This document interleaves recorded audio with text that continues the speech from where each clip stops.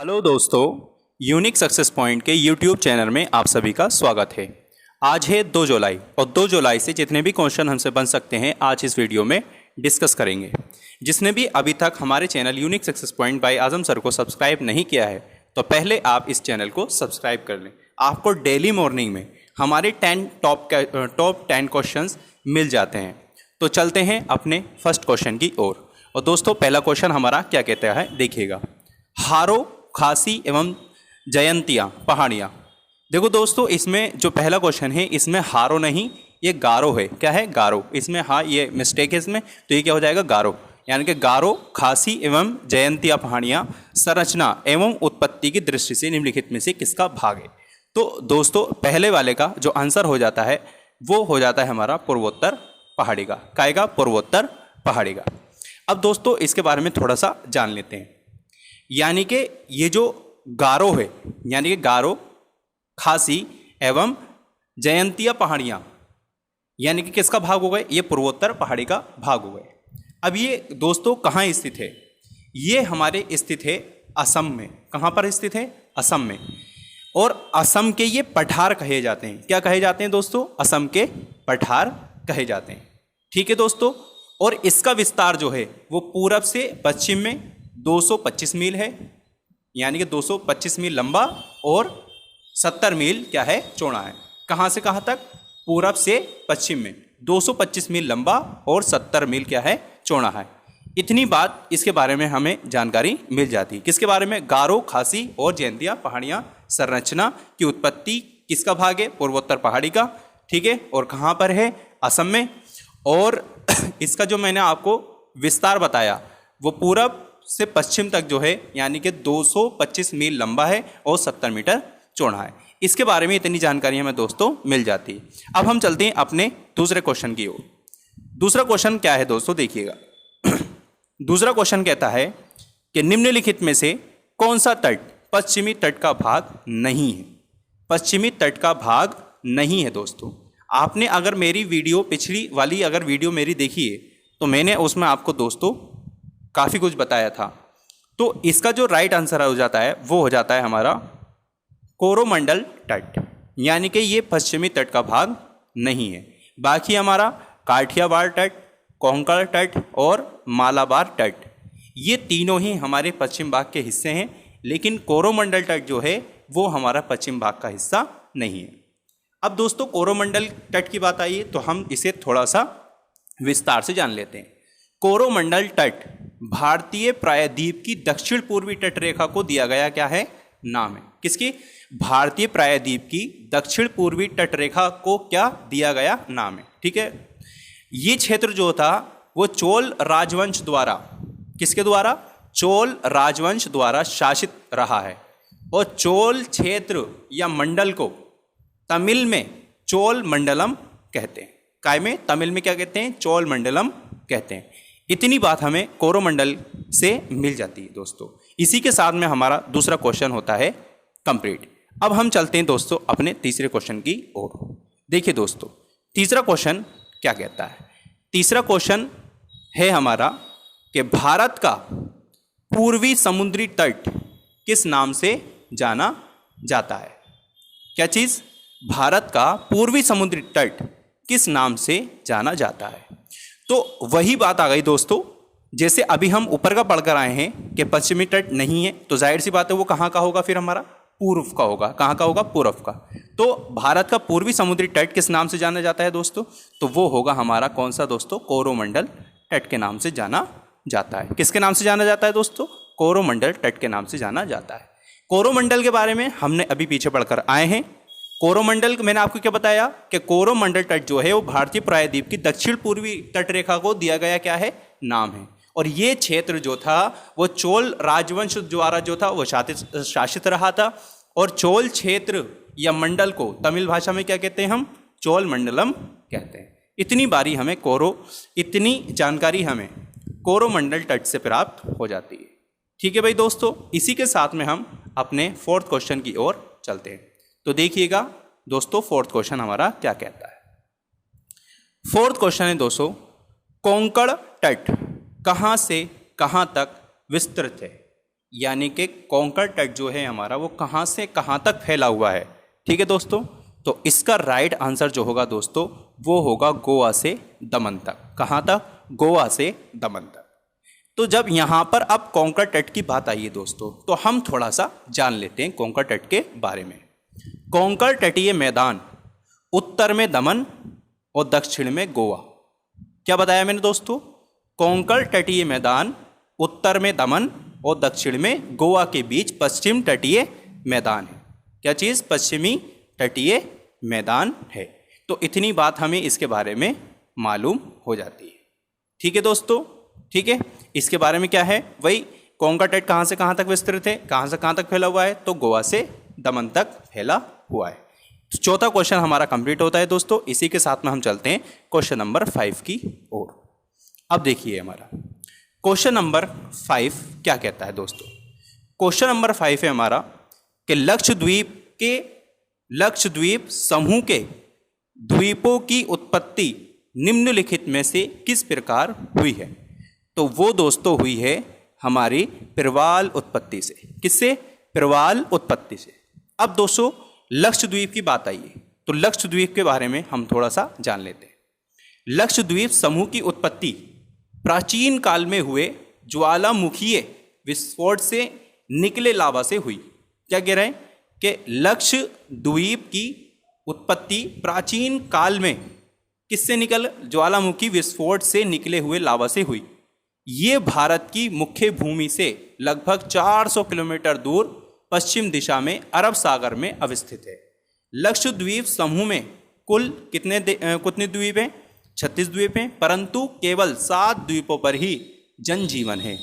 देशी पर्यटकों को 6 द्वीपों पर जाने की अनुमति है, जबकि विदेशी पर्यटकों को केवल 2 द्वीपों पर जाने की अनुमति है।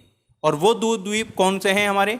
एक तो हैं हमारे अगाती व बंगाराम। कहाँ पर? अगाती व बंगाराम। ये 2 द्वीप हैं जिनको जो विदेशी पर्यटक हैं उनको जाने की अनुमति मिल जाती है दोस्तों। तो इसी के साथ में हमारा क्वेश्चन 5 कंप्लीट होता है। अब हम चलते हैं अपने क्वेश्चन 6 की ओर। क्वेश्चन नंबर 6 क्या कहता है दोस्तों, देखिएगा। क्वेश्चन नंबर 6 है कि भारतीय क्षेत्र में स्थित 2 ज्वालामुखी द्वीप हैं, यानी कि भारतीय क्षेत्र में स्थित 2 ज्वालामुखी द्वीप हैं। कौन कौन से हैं दोस्तों? एक है दोस्तों बैरन और नाराकोंडम। अभी नारकोंडम सॉरी। तो ये जो द्वीप हैं दोनों, ये हमारे कहाँ स्थित हैं? भारतीय क्षेत्र में स्थित जो ज्वालामुखी द्वीप हैं। और वो कौन कौन से हैं दोस्तों? तीसरा ऑप्शन का राइट हो जाएगा, बैरन एवं नारकोंडम। क्या है? नारकोंडम। ठीक है। तो ये हमारे भारतीय क्षेत्र में 2 ज्वालामुखी द्वीप हैं। ठीक है दोस्तों। अब बैरन द्वीप की बात आई है दोस्तों, तो बैरन द्वीप के बारे में हम जान लेते हैं। बैरन द्वीप अंडमान द्वीपों में सबसे पूर्वी द्वीप है। ये भारत की नहीं अपितु दक्षिण एशिया का एकमात्र सक्रिय ज्वालामुखी है। क्या चीज़? बैरन का जो है वो सक्रिय क्या है? ज्वालामुखी है दोस्तों। ज्वालामुखी हर किसी पहाड़ से नहीं निकलते, ये ज़्यादातर वहाँ पाए जाते हैं जहाँ टेक्टोनिक प्लांटों में तनाव हो या फिर पृथ्वी का भीतरी भाग गर्म हो। क्या हो? पृथ्वी का भीतरी भाग बहुत ज़्यादा क्या हो? गर्म है। भारत में स्थित दूसरे ज्वालामुखी का नाम है नारकोंडम, जो कि नारकोंडम द्वीप पर स्थित है। ये एक निष्क्रिय ज्वालामुखी है। निष्क्रिय मतलब यानी कि जिसमें कोई क्रिया नहीं होती। तो निष्क्रिय ज्वालामुखी का अर्थ होता है जिसमें कोई क्रिया नहीं होती। अच्छा, कोई क्रिया कब तक नहीं होती? जो पिछले 200 सालों में कभी सक्रिय नहीं हुआ, परंतु भविष्य में हो सकता है। तो इतनी जानकारी हमें बैरन और नारकोंडम के बारे में मिल जाती है। तो बैरन कौन सी ज्वालामुखी है? सक्रिय ज्वालामुखी है। नारकोंडम कौन सी ज्वालामुखी है? वो है हमारी निष्क्रिय, यानी कि जिसमें कोई क्रिया 2 सालों से नहीं हुई है। इतनी जानकारी हमें इसके बारे में मिल जाती है दोस्तों। आगे हम चलते हैं दोस्तों हम अपने 7 क्वेश्चन की ओर। 7 क्वेश्चन क्या कहता है दोस्तों? न्यू मूर द्वीप कहाँ है? न्यू मूर द्वीप कहाँ है दोस्तों? तो ये है दोस्तों हमारा आंसर, इसका हो जाएगा बंगाल की खाड़ी में। कहाँ पर है? बंगाल की खाड़ी में। अब दोस्तों न्यू मोर द्वीप की बात आई है, हम न्यू मोर द्वीप के बारे में जान लेते हैं। बंगाल की खाड़ी में स्थित न्यू मोर नामक छोटा सा द्वीप पूरी तरह जलमग्न हो चुका है। पूरी तरह जलमग्न का मतलब है दोस्तों, यानी कि पूरी तरीके से जल से क्या है, घिर चुका है और जल में आ गया है, यानी कि उस पर क्या भर गया है, पूरा जल भर गया है।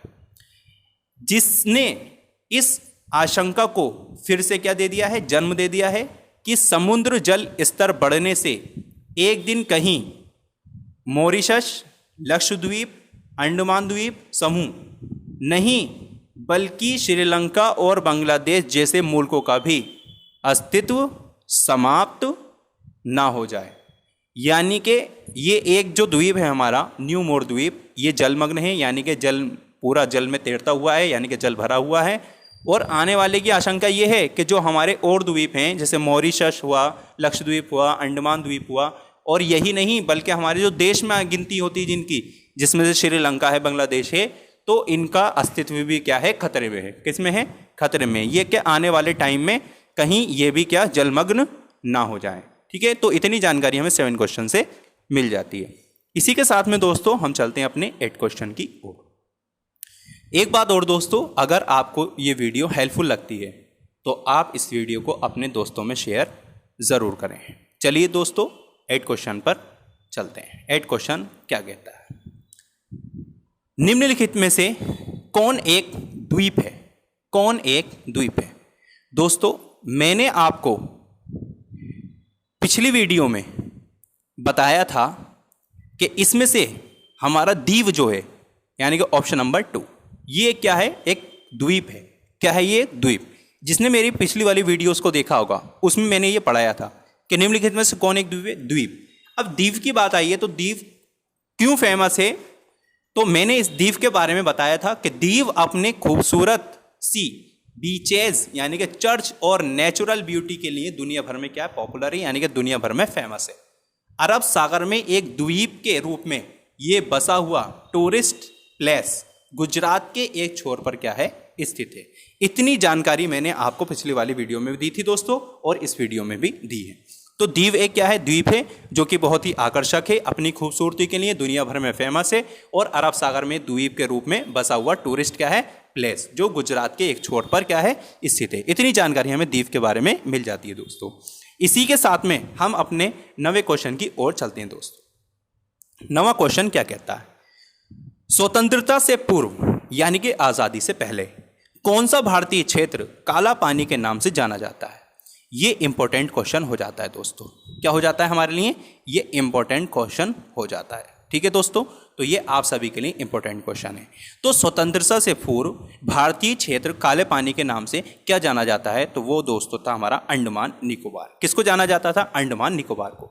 अंडमान निकोबार पर बनी जेल, क्या चीज, अंडमान निकोबार पर बनी जेल, जेल यानी कि काले पानी की, जिसे हम भारत में कहते हैं काले पानी की जेल हो गई, तो वो जेल कहाँ बनी हुई थी, अंडमान निकोबार पर। कहाँ बनी हुई थी, अंडमान निकोबार।